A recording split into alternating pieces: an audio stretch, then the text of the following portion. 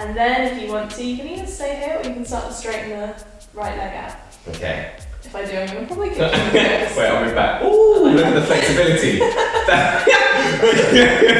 Yo guys, welcome to Ashton Fitness. Today I'm with YogaWithOlive. She's going to be teaching me some yoga. What we're going to do today is we're going to go through certain movements, certain postures, and we're going to be going from easy postures to advanced postures, and she's going to be showing me how to get into each and every one of those. I'm going to try and keep up. Like, she is an expert at this. I'll let her talk a little bit more about herself because she's the master. Listen. Cool. Hey guys, so I'm a yoga teacher in Brighton. I've sort of been teaching about a year and a half, so from last May 2018. In my classes, there's a big drive behind having strength and mobility behind the movements that you do. I incorporate a lot of mobility practices, animal flow as well, and just moving your body on the mat and not taking it so seriously, just having fun and seeing what kind of things you can create with that body of yours. So yeah. Awesome. So yeah, she is incredible at yoga. I've been following her journey on Instagram. I advise you guys to check out her Instagram as well. I'll leave the little handle and somewhere at the bottom here. But yeah, she's great. So definitely follow her because she's got some really amazing tips. One thing that I wanted to ask you was, in calisthenics, you have the fundamentals. So you've got push-ups, pull-ups and dips. Yeah. What are the fundamentals? So you need those in order to progress to more advanced calisthenic skills, right? So what are the fundamentals in yoga that you need? Probably one of the most fundamental things is actually breathing. You'll find that when you go through these movements, you just automatically hold your breath. So actually bringing awareness to allowing your belly to expand and contract with each inhale, exhale, brings so much more to the practice. That's why it's called a mindful based movement. It's almost like a moving meditation essentially. Yoga has been quite far removed from its origins. In the Western world, it's viewed as a flexibility workout almost, and it's very obsessive over just the shapes that you make on your mat. And I think it's really important to realize that you really don't have to be flexible or a certain age or certain gender or whatever to practice yoga. It's for everyone. So the first thing is getting out of your head that it's all about making shapes and it's all about being flexible. Flexibility is a byproduct that comes of practicing, consistently. Third would just be body awareness, I think. As you start to understand a little bit more and more of how your body moves on the mat and, creating these little neurological pathways, you can start to realize and get, further in your practice. So I think that's how you get further on with it. Yeah. And that makes a lot of sense because there's a lot of crossover as well. There's a lot of overlap with kind of other forms of exercise and other disciplines. When you're talking about the breathing, you've got to do that in calisthenics as well. You've got to make sure that you're breathing. You've got to make sure, because obviously when you're holding those really kind of strenuous positions, you really want to make sure that you're breathing, otherwise you will injure yourself and you will kind of your muscles are not going to get the oxygen that they need to kind of perform that movement. So yeah, that's super important, and also making that mind muscle connection, being body aware, that's super important as well. Exactly. So yeah, remember guys, always make that mind muscle connection, super important. Remember to breathe. This is something that obviously transverses many different disciplines, and it does that for a reason because it's super important. So yes, what we're going to do is we're going to crack on. We're going to go, YogaWithOlive's going to take me through a quick warm up, and then we're going to get straight into these yoga positions. So I hope you guys enjoy the video. Obviously remember to subscribe, like, comment, all of that good stuff. And yes, we're going to crack on. Here we go.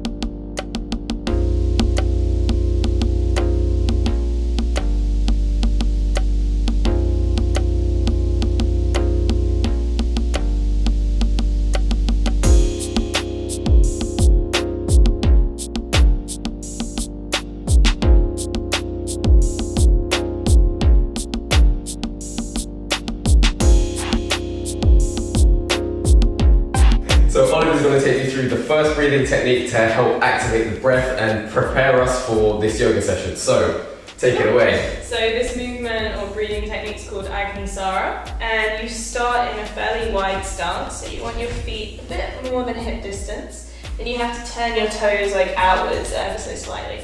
So you're going to bend your knees. Take your hands to the insides of the thighs and try to let your shoulders roll forward so they're almost creating a little dish. I'm going to show you guys my belly for this so you can see what's going on. You guys are not prepared for this, boy. So I'm going to show you first. I'm going to do the movement. You can just chill for a second if you want, Ashton. Okay. And then I'll talk you through showing it on Ashton. So. Oh my god. Nuts. Cool. So that's what it looks like. So basically you take an inhale as deep as you can, you exhale completely out your mouth, so you empty your lungs. And then without breathing, you're aiming to move the belly in and out as much as you can, as quick as you can, it doesn't really matter. And then before you start breathing again, you stop the movement in the belly, take a breath in, and then you relax. Okay. So should we do about 2 of these? Yes. I'm going to guide you through the first one. Okay, wait, let me lift this up so that people can see I'm actually doing it. Okay, cool. Okay. Ready? So Yeah. take a breath in. Exhale completely. I did that wrong. Hang on, wait, let me do it again. Take a breath in. Exhale completely. Stop breathing. What is that? Breath in. Exhale. Good. Hey. There we go. Nailed it. So it's just Yeah. to wake up like that breathing deep Cool. down into your belly, because the majority of us breathe from our chest and it's actually quite a shallow form of breathing.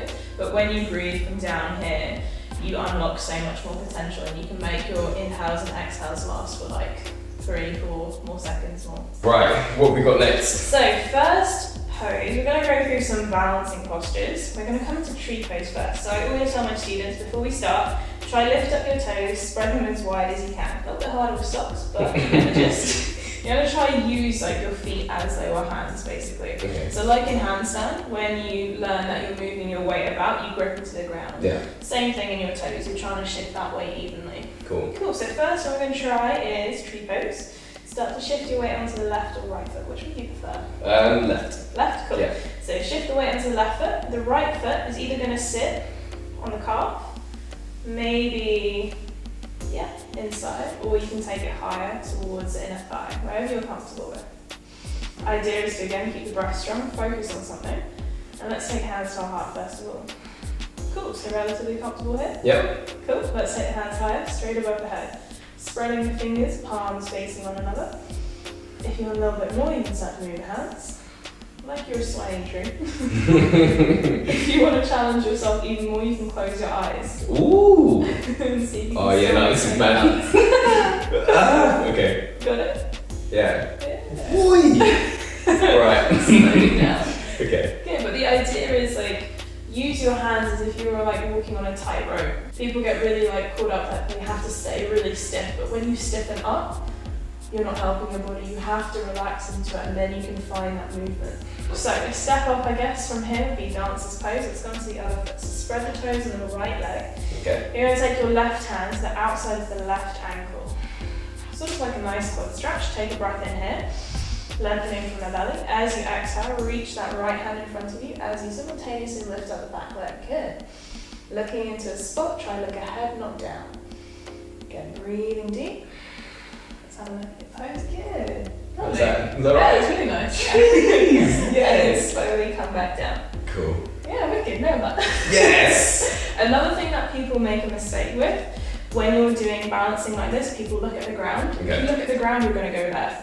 So look like into the distance and not Okay. further forwards. You want to try this other one? Yes, So let's do it. parallels. Yeah. I'm going to show you how to get into it. Cool. So you get into it from like this sort of triangular stance. You have toes facing forwards in the front leg. Mhm. Your back foot is to 90 degrees, so towards the long end of the mat. You've got to bend your front leg a little bit, knee on top of the ankle. So don't let it Okay. pass. Yeah, bring it there. So that right hand is going to go to the inside of the leg. And then we'll see if we can come to a bind. So the right hand travels underneath. You sort of match it just above your glutes. Okay. See if you can get the left hand to match on top, holding the fingers together. Shoulder Yeah. drop. Yeah. This is the tricky part. You've got to step your left foot into the top of the mat. Boy. Oh my god. Take your time, take a breath in and then step. Yes, nice. And then start to keep a bend in the left leg as you slowly start to straighten and lift the right toes off the ground. Good. Oi. Nice. Okay. Allow that body to come up. Whew. And then if you want to, you can either stay here or you can start to straighten the right leg out. Okay. If I do, I'm going to probably kick you in the Wait, nose. I'll be back. Ooh, look at the flexibility. Okay. Whew. Start to open up your chest. Okay. Good. Yeah, you got that. Good. I'm not falling. I'm so determined. Right. That's nice. I remember what you said. Don't get rigid. Yeah. Soft So- body. Breath in. Exhale. Yeah. Lovely. Yeah, no. That's as high as I can get. And then slowly place it back down. Getting out of it's tricky as That well. was not a very controlled No, descent. but still, it was good. Like, it's a really tricky move to do Yeah, because there's it so is. much incorporation from the off, like to get there and lift that leg up. Yeah. That single leg strength is quite important. So it's not just about getting into the movement. Yeah. It's also about coming out of the movement as well. Yeah, And yeah. you've kind of basically got to reverse the steps that you have taken to get into the movement Exactly. to get back in. So yeah, it's really full on, but Yeah. it's really cool. But sometimes like the transitions are even more important than the final pose because there's so many little intricacies Yeah. to get into it. And once you're in a pose, you don't really have to think too much. Yeah. But yeah, to get out of this, you can't just rush it because you will topple over. Yeah. So let's come into a little bit of floor work. So next one is probably one of like my go-to favorite sitting poses because it gets right down into your QL muscle, so the muscle down either side of your spine, your quadratus lumborum. And for people who have like loads of desk jobs and they sit a lot of the day, this is a muscle that needs opening. So yeah, if you're one of those people, this is for you. So what you're going to do, Listen up.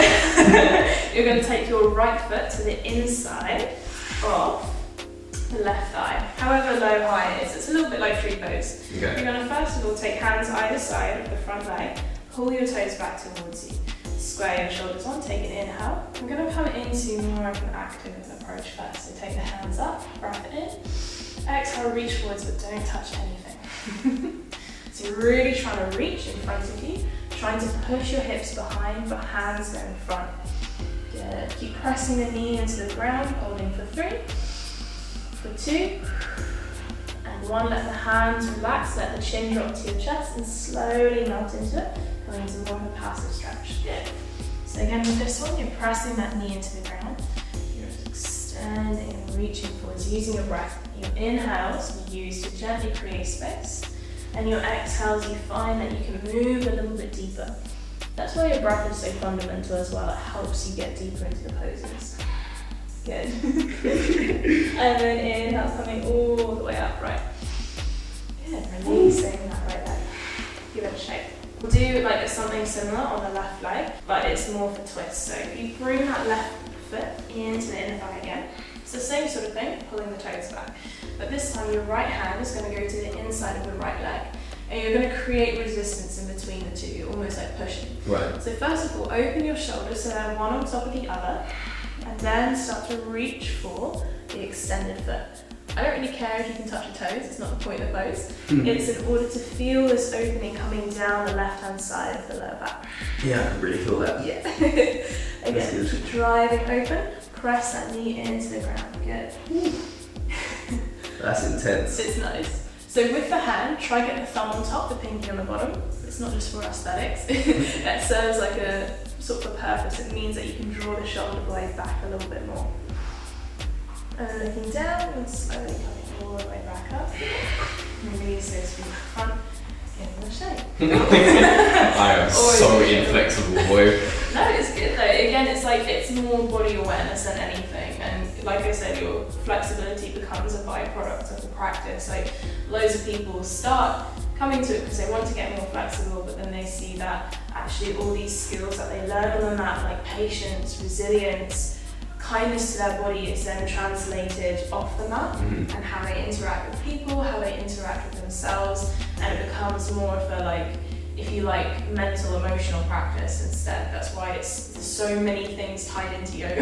Yeah, That's why I for real. like, yeah. It becomes like a proper lifestyle Oh yeah, definitely. and like a philosophy and Yeah, exactly. just a way to live, yeah. Yeah, there's so much else to it rather than just like the poses that you make on your mat. So yeah. This one's called boat pose, and it's like a nemesis pose for a lot of people. So you're going to start to bring your toes in, and with this one, super important, you're not going to let your back dish, because that means lower back is a bit compromised. Yeah. You're going to pull your chest forwards, roll your shoulder blades back, switch that core onto the back, stays like sort of nice and straight, but slightly leaning back, ever so slightly. Yeah. Cool. So hands going to be by your side, start to slide and lift the toes off the ground, keep the knees bent. Good. See if you can lift the feet. Yeah. Good. If any shaking starts to happen, that's fine. If you want to make it more intense, so you can straighten up those legs, palms stay up. Ooh. Good, breathing. Good, and then take hands to the backs of the knees, bending them. Just let them relax for a moment. I will come into a different one. So take your index and middle finger, wrap them around the big toe. Yeah, good close-up. And then start to extend and straighten the legs. Try to point the toes away from you, looking up above. Good, breathing. Holding for 2. Imagine, Olive is laughing. She's holding the position and laughing, and I'm here struggling. This is why I don't have to beat it yet. And then gently let the heels touch the ground, release the feet in front. Wow. Yeah. Oh man, I feel that so much. Definitely. So again, it's going from like this sort of active approach from boat pose to a more passive one where you're creating resistance in between. I will incorporate that into my training. That's really hard. Yeah, that's good. Awesome though. Sweet. And if you wanted to make it harder, when you come to full boat pose, you can take the hands up above your head as well.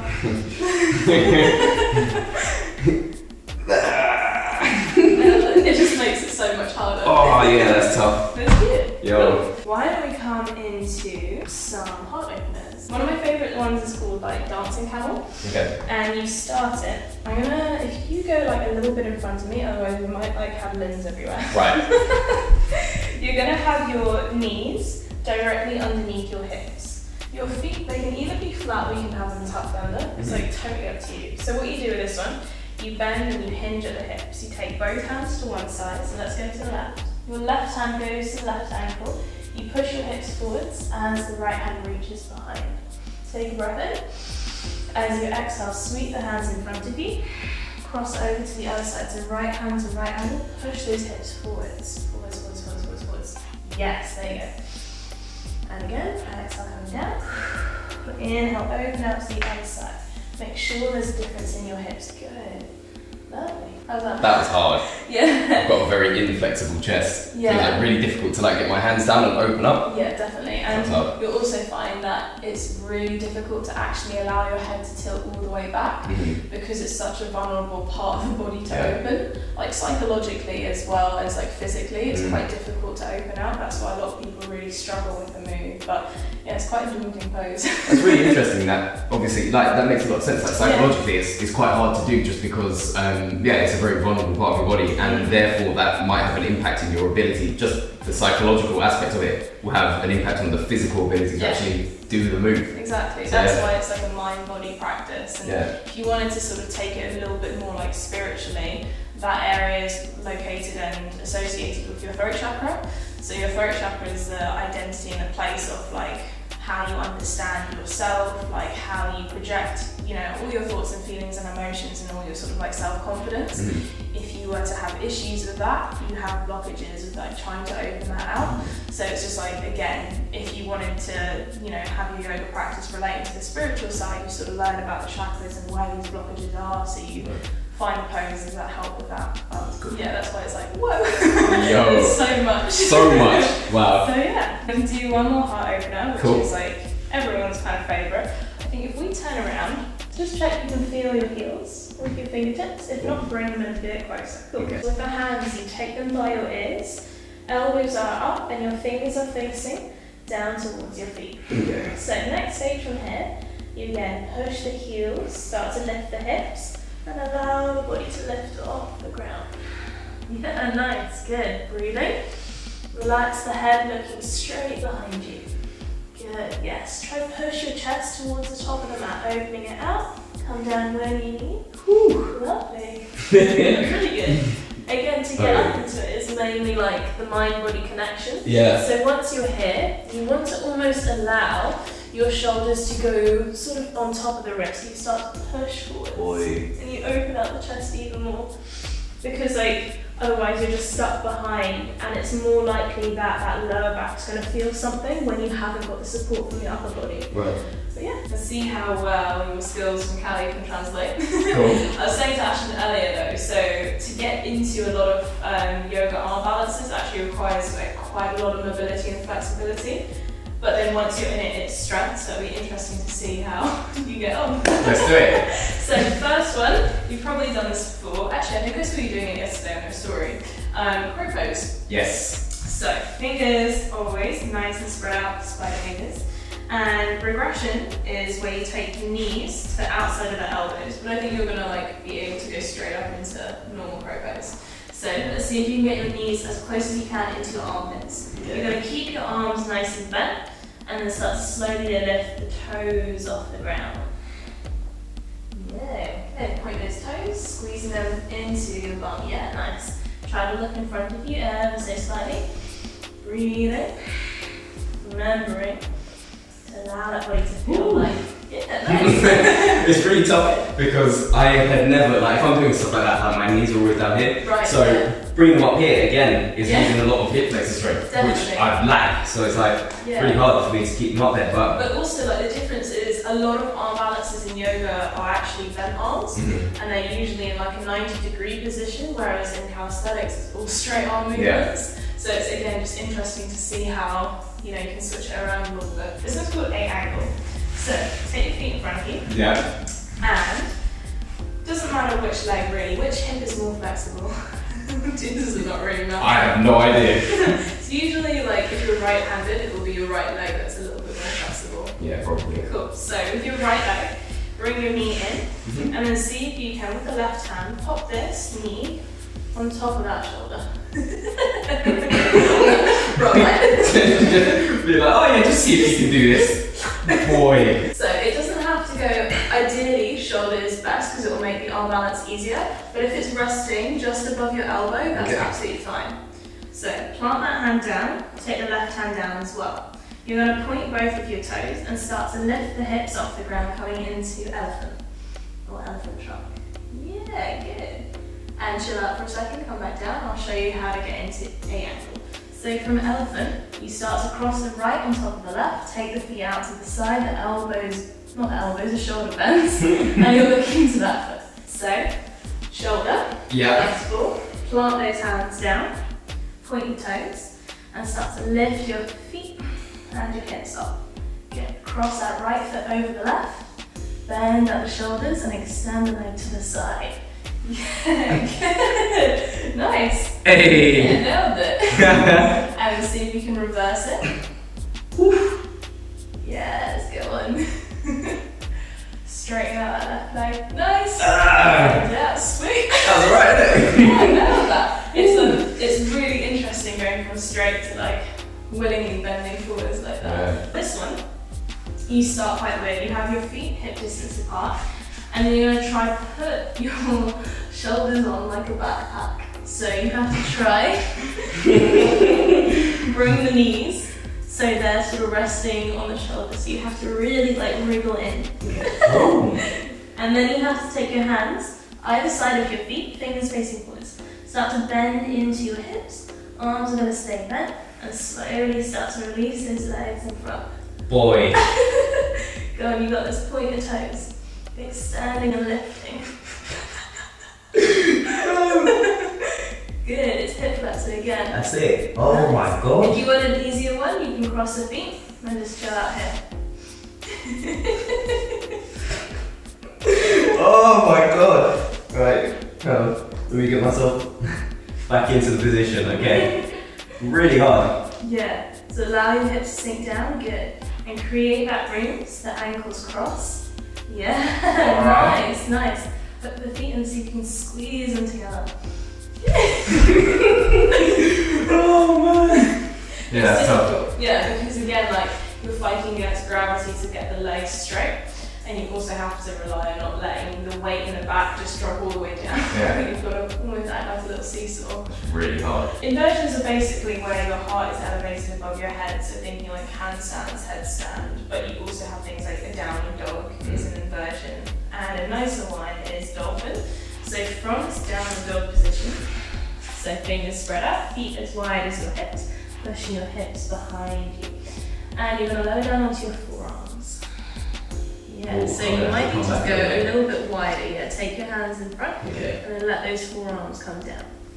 Cool, so when we're here, make sure you're pushing the ground away, so you're creating room for the head. See if you can look in between the hands first, and then if you have that room, start to look behind you. The head should be off the ground. Good. Take a little bend in the knees if you need. Good, how are you feeling? Worked. Good. Just one more breath in, take an inhale. Exhale, straighten back to down dog. Yeah. And then Did you just do a tricep push-up to get into that again? Potentially. Boy.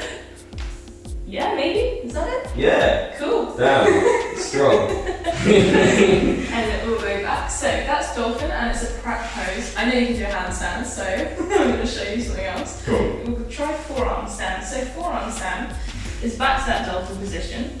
It depends on the individual. Some people like holding like this, but for me personally, I prefer holding my hands together with my pinkies touching at the bottom. Yeah. You can literally hold it anyway, this just looks fancy. With this one, hands like that or hands like that. Just see what you sort of work with better.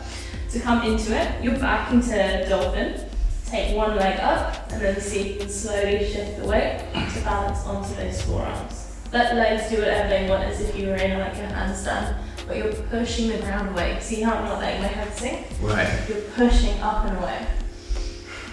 This is going to be interesting because I'm not sure if I can do this because of my shoulder, Yeah. but I'm going to try it. Try one leg up first and then the other. Let me get away from the wall. So, up here, is this the starting position? Yes. Yeah. Perfect. And then Yes. one leg up. How you get into a handstand usually? Nah, shoulder's not having it. Shoulders not having it. Nah. But again, like it's one to work towards, and it's just really interesting because this is, I think, for a lot of people harder than a handstand because you now have to really stay away from the ground. Yeah, you you have do. to work your upper body so much harder to like not squish. Yes, So- yeah, it's really hard. Yeah, but it's a good one. You can do loads of like prep for it as well. You can do dolphin taps, I call them that. So you're back into dolphin and you're tapping the ground in front of your hands or in between, so you go down and then you push back up. That's cool. Yeah. So looking in between the hands, try to tap the ground down, and exhale, push back. That's really cool. Yeah. It's almost like a pike push up. Yeah. Yeah. But you feel it a lot in your triceps Yeah. and also in your shoulders and upper back. Exactly. That's really cool. I like that. Yeah. It's one of my favourite like strengthening moves for it. Cool. And it just means again you learn the difference between letting the shoulders go too close to the ground and actually pushing them away. That's cool. A little circus trick, I guess, to finish off, or party trick, whatever you want to call it. Shoulder stand, and you have like a little roll out as well that you can do it. So, you're going to face probably that way. Shoulder stand, let me show you what it is. You roll back, take the feet up, hands to the lower back. So you're squeezing and pointing the toes. If you want to do a party trick, you start to drop your right knee towards your hip. Take the left hand by the side, supporting, and then you're rolling on a diagonal, over and coming round. Wait, where's my left hand? Just out to the side, sort of just supporting. Like this? Yeah, so it's not like a complete backwards roll where you're going straight, you're going more like that Okay. way. So it's trusting the body to slowly roll out. Yeah, go on. Exactly, that's the move. So, Right. you drop, and then you roll. Okay. So up. Yeah, Here. yeah. Arm out. Oh wait, no, leg down. So right knee down, opposite arm out. Yes, and then let the legs go down. Nailed it. I am not prepared for that. So not like strictly yoga, but Yeah. it's an exit if you want to use it. That's cool. I like that. But yeah, it just again teaches you how do I move that body. I want to try and get that a little bit cleaner. Yeah. Right. Okay. It's a point and lift, feet next. Yeah. Like that. Uh-huh. And then. Slowly. Yeah. That was a little bit better. Sick. Not bad. Sick. Cool. But it looks really like fancy, so you're like, Yeah, it does. That's good. Yeah, I like that. Do you want to do a handstand? Yeah, of course. Yeah. How do you get into your handstands? It depends. If I'm feeling strong, I usually press, like puppy press into it. If not, I just sort of like hands on the ground and then come up into it. Okay. Yeah. What is a puppy press? So puppy press, this is like working towards straddle press and then pike press. So you start with one foot out to the side, the other up, Oh, and then you press up like that. that's cool. And then you come into handstand from there. I've never tried that. Try, give it a go. Right. So, yeah, one foot out to the side, Yeah. and then bring the other knee bent, sort of just above your hips. Like that. Yeah, but Hell. it's hip flexors. It's easy for like, easier for girls, I think. I'm not going to use that excuse. I just do not have the strength to do that. That's nuts. You have to, like, with that, try get your hips as close as you can to over your shoulders. That's really hard. It's mad. Wow. It's a nice move. Yeah. Because then you can start working towards straddle. Yeah. And then eventually pike.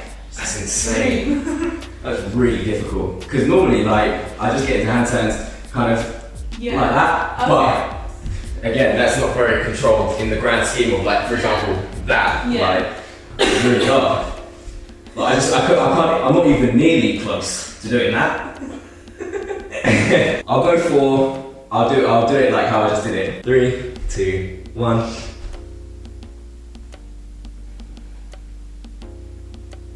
And then should we straddle the legs out? Yeah.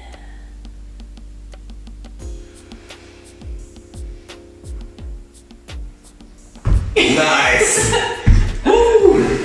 Nailed it! So yeah, just before we finish, I thought it'd be quite nice to like round down with another breathing technique. It's called the humming bee, and it's a really lovely way to not only like get in touch with your own breath and where it stems from, and listen to your own heartbeat, but it actually works on like a scientific level to help calm your central nervous system down. So you exit the fight or flight response mode, you go more into the rest and recover. So it's a nice way to, you know, if you're angry, if you're stressed, if you're anxious, to help sort of mellow all of those out. But yeah, so we'll practice that together. Cool. To come into it, you take the knees like as wide as they will comfortably go, toes together, and you're going to start by blocking off your ears with your thumbs. Usually, like, people just sort of rest the rest of their fingertips like above their forehead. Okay. If you wanted to take it the more yogi way, you go fingertips to sort of like your forehead, then the eyes, then the cheekbones, and then the jaw. So you're sort of like blocking off all your senses. It's a little bit more out there. Do you have to block off your nose? No, it's just sort of like resting on the cheekbones. But you can do that way, you don't have to. That's why I always sort of like instruct with the fingers like above your forehead. Okay. And you're going to be doing that down in child's pose, so you can chill for a sec. Okay. And what you do, the technique is that doing that in child's pose, you take a breath in, as you normally would. But then when you exhale, your mouth is closed and you hum. So you go, Oh my god.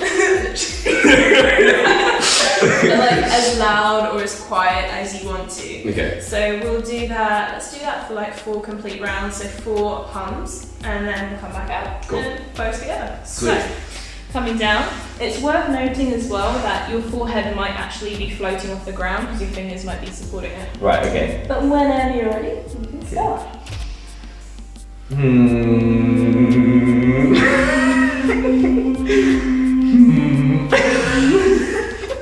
Come on, Ashton. Okay, I'm sorry. Okay, wait, let me do this seriously.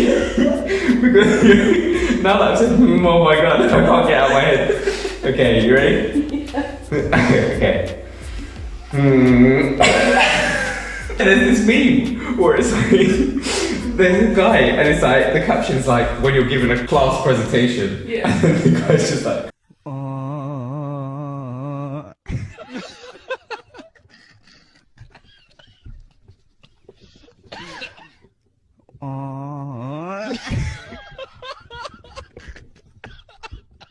okay, right. Let me do this seriously. In 3, Okay. 2, 1.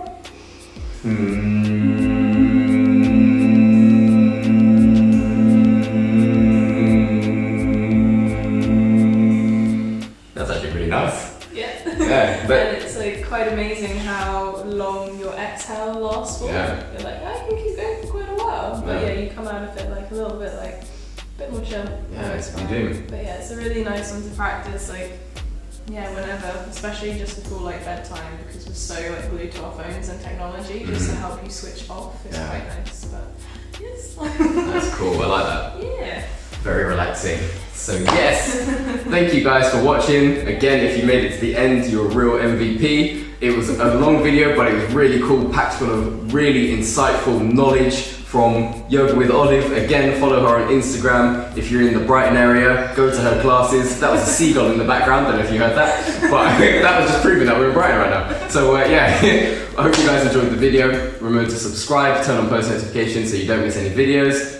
This has been Ashton with Ashton Fitness, and this has been Yoga with Olive. Yoga with Olive. Yeah. And yes, thank you guys. I'll see you in the next video. Cheers. Let's get it.